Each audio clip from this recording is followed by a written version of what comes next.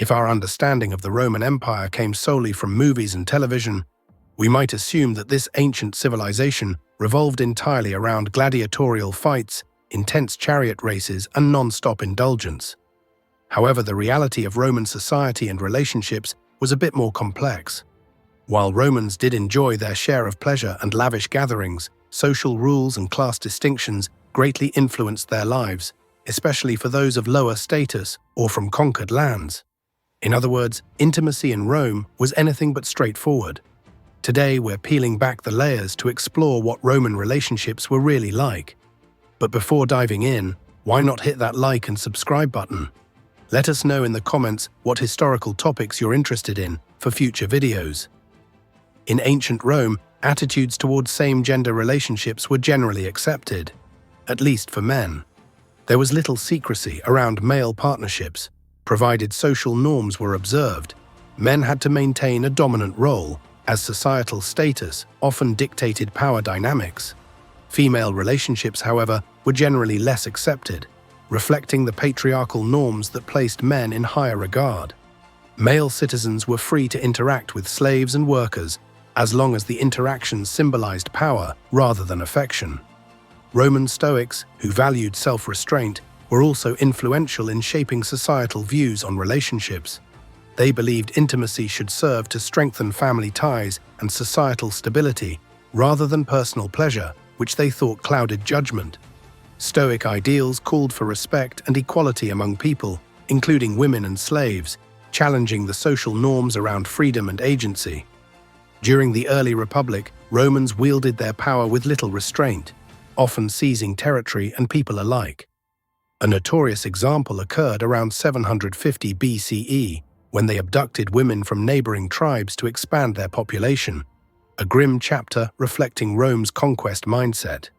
Roman soldiers, rewarded through spoils of war, had free reign over their plunder, which included anything from valuables to captives. Freeborn individuals who were captured became slaves, stripping them of previous rights.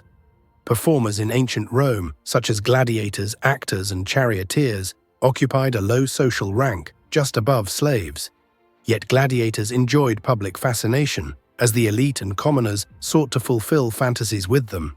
Such rendezvous had to be discreet to avoid scandal, as illustrated by the infamous story of Emperor Marcus Aurelius's wife, who allegedly became enamored with a gladiator.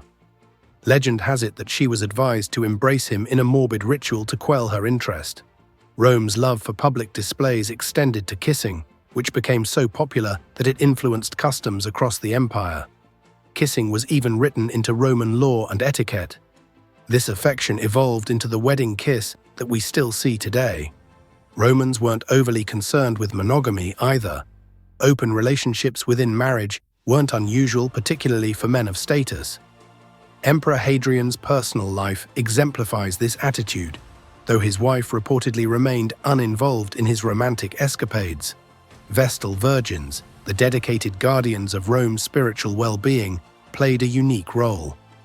Chosen as young girls, these women served for 30 years, bound to chastity as they represented divine protection over the city.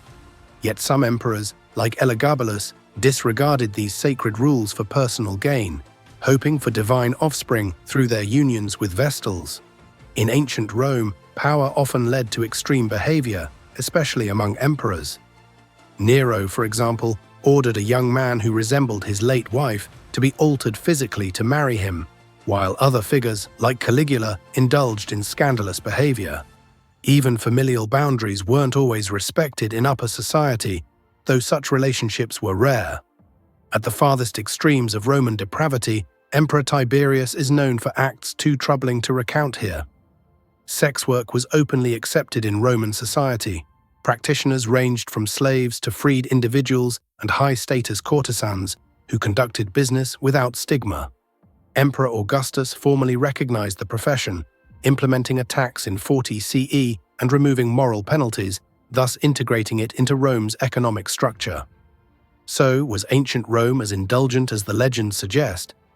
Share your thoughts in the comments below, and thanks for watching this video. Before we end the video, please make sure to like, share, and subscribe. See you in the next video. Bye.